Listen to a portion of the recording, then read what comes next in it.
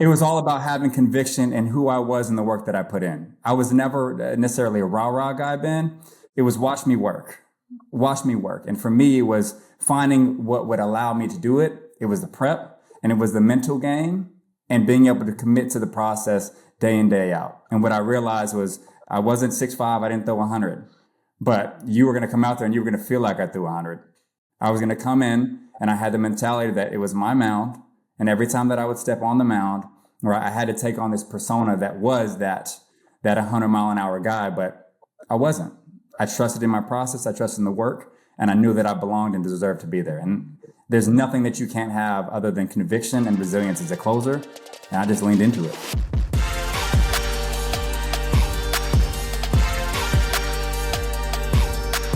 Welcome back to another episode of The Burn. I am Ben Newman, and you know how we do this every single week. You are going to get a story of an athlete, a celebrity, an entertainer, a coach, somebody in the business world who has recognized that there's this underlying burn. Why and purpose is not enough. There's an underlying burn that ignites their why and purpose that has caused them to be disciplined in their daily actions. Every day. Not just the days that they don't feel like doing it, but also the days after they win, which is so incredibly important. One of the things that I love about our work and our company is our Uncommon Live coaching group. This is a collaboration of entrepreneurs, business owners, coaches, people from so many different walks of life that have amazing stories. We've highlighted some of their stories on The Burn, and today is no different. But what I'm really excited about today is for you to meet a member of our community from Uncommon Live who has had incredible success in the coaching space. And one of the things that I love, and especially the more I get to learn about Charlie, is that Charlie Ruiz believes a lot of the things that I believe, but he sees them through a different lens.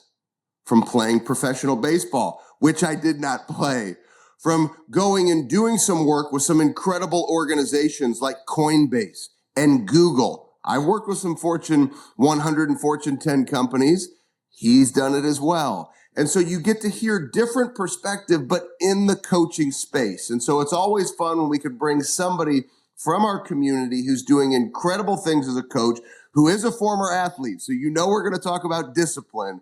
If you can't tell that I'm excited already, Charlie Ruiz, welcome to The Burn. Ben, honored to be here and excited for the conversation. Ready to rock. Well, here's where I'd like to start. I'd like to know a young kid growing up in California. You know, at some point in time, somebody's putting a baseball glove on your hand and putting a ball in your hand. Where did your real passion for baseball? Because when we talk about baseball, and when I see your social media and the stories, there's still so much that you pull from it. Where did that burn come from baseball and creating discipline to be your best? Tell us where the burn came from for you. I think it came from my family and some of my heroes. When I think of baseball, I think of nostalgia.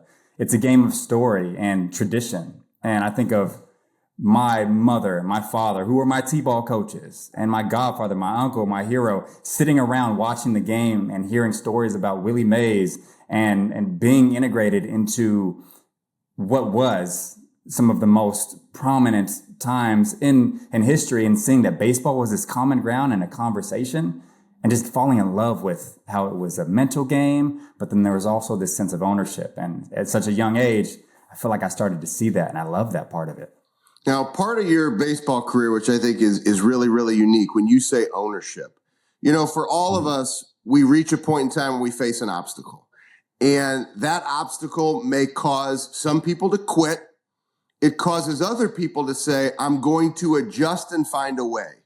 So what I love about your story, right? So you go from being inspired by your parents, they're coaching you in t-ball, to getting drafted by the Colorado Rockies. And then all of a sudden, you realize at some point in your journey, before you got drafted, I don't really throw the ball quite as fast as these other guys who are closing the game. I don't necessarily have the height and the body of some of these guys who are typically closing the game. So tell us how you had to deal with the mindset of finding a way to become this creative, unbelievable closer that got drafted when you're not sure. You said 6'1", so you're still, but in the game of baseball, a closer, sometimes we're thinking bigger, but you had an arm that wasn't throwing like a Aroldis Chapman. You weren't throwing 104, 105 miles an hour. So tell us, when you were faced with that challenge of saying, how do I find a way, how you dealt with that? Yeah, I was not. I used to joke 6'2" with cleats on. It was all about having conviction in who I was and the work that I put in. I was never necessarily a rah-rah guy, Ben. It was watch me work. And for me, it was finding what would allow me to do it. It was the prep, and it was the mental game, and being able to commit to the process day in, day out. And what I realized was I wasn't 6'5", I didn't throw 100. But you were going to come out there and you were going to feel like I threw 100. I was going to come in, and I had the mentality that it was my mound. And every time that I would step on the mound, or I had to take on this persona that was that 100-mile-an-hour guy, but I wasn't. I trusted in my process. I trusted in the work, and I knew that I belonged and deserved to be there. And there's nothing that you can't have other than conviction and resilience as a closer. And I just leaned into it. I love it. You talk about leaning into it. You mentioned the mental side. You mentioned discipline. What specifically? Because I think it's important. People hear, for years from me, how I approach the mental side, or they've seen the mental toughness playbook and things that I do. But what are the tools that you turn to? What are the things, because you've mentioned it a couple of times now, leveraging your mindset, understanding the power of the mindset. What are the tools that you went to? How did you learn to navigate and control your mind and your mental toughness? Focal points were huge. The awareness of being able to kind of go out to the field and understand my presence at that moment, right? Understanding that the game's going to speed up, I need to slow down. So the breath work and being able to look at my hat and see words, key words, less is more, why not me, right? Some of these different words that I would commit to, which then fit into my I am statement, which is something that you like to reference, right? I am a closer. I do deserve to be here. I am present with this batter right here, right now. So it's almost repeating these messages over and over again that allowed me to show up. One of the things I love about having you in the Uncommon Live community is you are active. Like, we can call on you to contribute, and you're right there. And one of the messages that we talked about on one of our recent sessions was the difference between focus versus intentional focus. And I could see you literally lean in like, Ben, like that was how I used to get it done. And when I hear you say that, and I want you to take it a little bit further, what resonated with you? Because what you just explained really is the difference. Because somebody can say, oh, I walked out to the mound. I knew I was on the mound. I knew I was facing somebody. I was focused. But what you just explained, that's really intentional focus to your awareness, the surroundings. How important was that for you, the differentiator from focus to intentional focus? Everything. And it's not just in the task, it's in the relationships and how I'm showing up as a leader and how I'm building. Everything is calculated. I'm thinking about every single thing at every single moment. The environment I'm walking into, how I'm picking up my phone in the morning, the conversations I'm having, what questions I'm asking.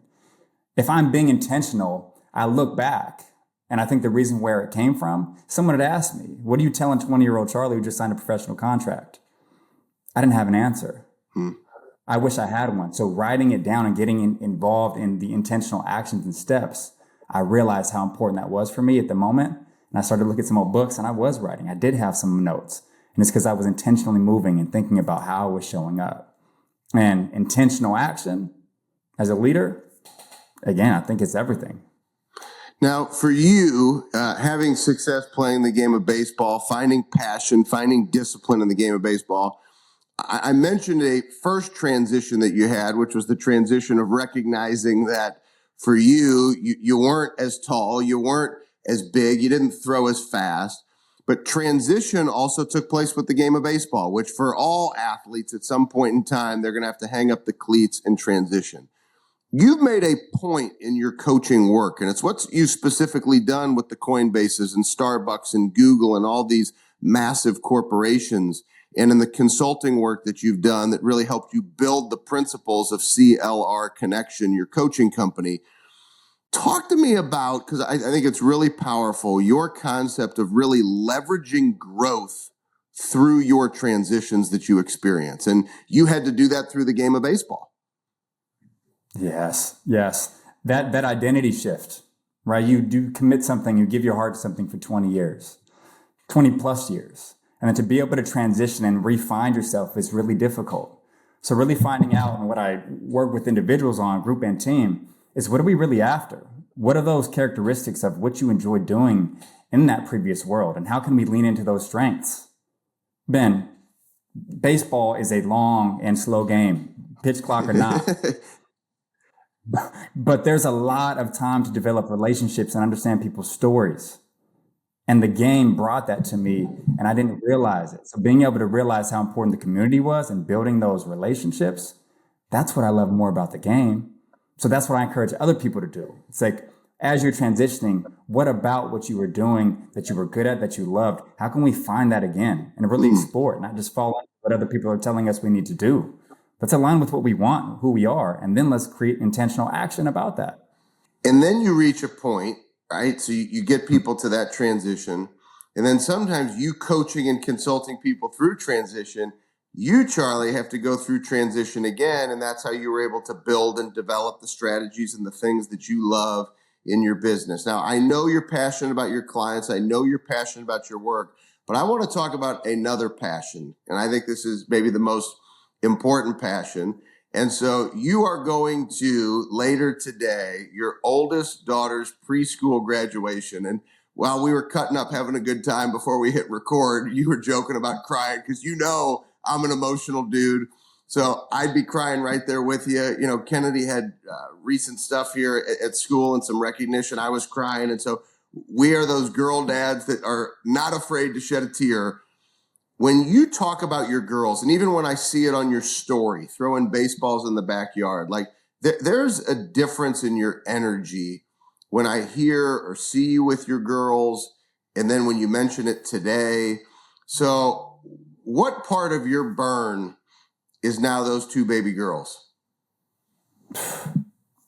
Everything. I think my purpose, Ben, and something that I've thought about recently, it's my mission, right? So the purpose is to choose presence over preference. And we could prefer to be doing so many other things, but the best thing we can do as a father, as a leader, is be present in that moment. And being present where my feet are with my little girls. I mean, I look at them and all I think about is watching and seeing them be these little sponges. And if I can be a role model and do what my parents have done for me, and what my godfather had done for me in the relationships, and carry that on, these two little humans, I mean, that's why we do it. That is exactly why we do it. It's exactly why I do it. Well, one of the things I love about how you show up, and once again, I see it in your stories, I see it in your Instagram, I see it in your work, is, you know, you do believe that you can have balance. I don't want to put words in your mouth, but I watch your action, and you know, it's one of my core beliefs, and I tell people all the time, we talk about it in Uncommon Live all the time, is it drives me crazy when you have the coach who talks about just go work really hard, and then take time off and go be with your family. And that's just because that individual or that leader has a lack of discipline. And so I really admire how you've had discipline, because one of the other things we talked about is I want to take my girls to school. I want to be able to pick them up from school. Now, that doesn't mean that obviously you can tell, you know, Charlie's a former athlete, but you can tell he was a former athlete. He stays in shape, right? So he's eating right. He's doing the little things. He's getting his work in. He's making a difference, building his business. How important is it for you to be able to hit multiple different areas? You know, we call that a prize fighter day in our community, as well as I've been in my coaching. I've been sharing prize fighter days for over 15 years. How important is it for you to have those prize fighter days, to have balance, to hit those multiple areas to drive success? It is the formula, right? The prize fighter day, being able to commit to something you do for yourself, to somebody else, right? And within your community, and also for your profession. I think if you can commit to those, that's how we stack days. We talk about that. That's how you win. That's the process. My favorite line from my junior college coach that I mentioned, right here, right now. How can I be right here, right now with my people, with my community, with my craft? I like to throw in a creative element, my fourth pillar. I love it. Got to have some creative freedom, right? To be able to kind of let it loose a little bit from time to time. The girls help me with that. But if I can commit to those at the end of every single day, I just got 1% better. I dominated my day. And that is how we build wins and success long term. I love it. I love it. And you're absolutely right. And that's actually called research, right? So you take a prize fighter day, you add the fourth pillar, you call it something else. I don't care what people call their prize fighters. Everybody listening, you can call it whatever you want to call it. For guys like Charlie and I who are deep in this work every single day, the most important thing is that you actually identify, this is what I want to do on a daily basis in these areas. You know, and we had, you know, really a whole Uncommon Live episode. We talked about, you know, Sean Whalen's Core 4. You've got Andy Frisella's Power List. I mean, everybody calls it something different, right? So you've got the 4 principles for CLR coaching with Charlie. And so you add the creative element. We don't care.